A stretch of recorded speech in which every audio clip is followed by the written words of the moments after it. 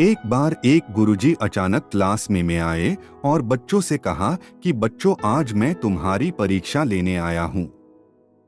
सबसे पहले तो सारे बच्चे अचंभित हो गए और उनके तोते उड़ गए कि आज तो बिना किसी तैयारी के पेपर देना पड़ेगा।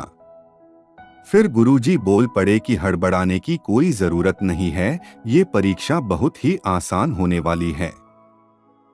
अध्यापक जी ने सबको प्रश्न पत्र बांटे और उनको उल्टा करते हुए आगे बढ़ते गए। जब सभी बच्चों को वो मिल गए तो उनसे खोलने के लिए कहा। अब ये सब देखते ही सारे स्टूडेंट्स के एक बार फिर तोते उड़ गए। सब एक दूसरे की तरफ देखने लगे और इतने में गुरुजी बोल पड़े कि कोई भी एक दूसरे की नकल करने की कोशिश नहीं करेगा।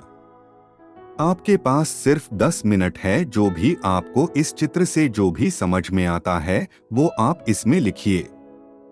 जब 10 मिनट खत्म हो गए तो गुरुजी ने सभी विद्यार्थियों से उत्तर पुस्तिकाओं को एकत्रित किया और अब बारी बारी से उसको पढ़ने लगे।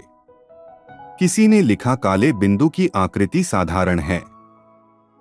कोई लिख रहा था कि काला बिंदु सतर्कता या भय का निशान है। किसी एक ने लिखा, इसकी 5 सेंटीमीटर त्रिज्या है, मतलब कुल मिला के पूरा ध्यान या फोकस उस काले पॉइंट पर था। अंत में गुरुजी बोल पड़े कि बच्चों, आज की क्लास से क्या समझ में आया? लेकिन बच्चे अभी भी एक दूसरे की तरफ ही देख रहे थे क्योंकि उनको कुछ भी समझ में नहीं आया था। मास्टर जी बोले, सभी का ध्यान इस काले बिंदु पर था, लेकिन किसी का भी ध्यान उसके आसपास के वातावरण पर नहीं था, जबकि वो सफेद था। आपको किसने मना किया था कि आपको आसपास के बारे में नहीं लिखना है? जब आपको लिखने की पूरी छूट दी गई थी तो आपको उसका भरपूर फायदा उठाना चाहिए था। उन्होंने आगे कहा, हम सभी का जीवन भी ऐसा ही है। बच्चों, जब भी लाइफ में कोई प्रॉब्लम या समस्या आती है तो हमारा पूरा ध्यान उसी पर केंद्रित हो जाता है या पूरी तरह से टिक जाता है, जबकि अगर हम ध्यान से देखें तो जीवन में हमेशा अन्य भी चीजें होती है जो हमें खुशी देती है और ज्यादा मूल्यवान भी होती है। अगर ये सीख आप जीवन में उतारते हो तो आपका जीवन बाहुल्य से भर जाएगा। आपको किसी के हाथ पैर जोड़ने की कोई जरूरत नहीं पड़ेगी।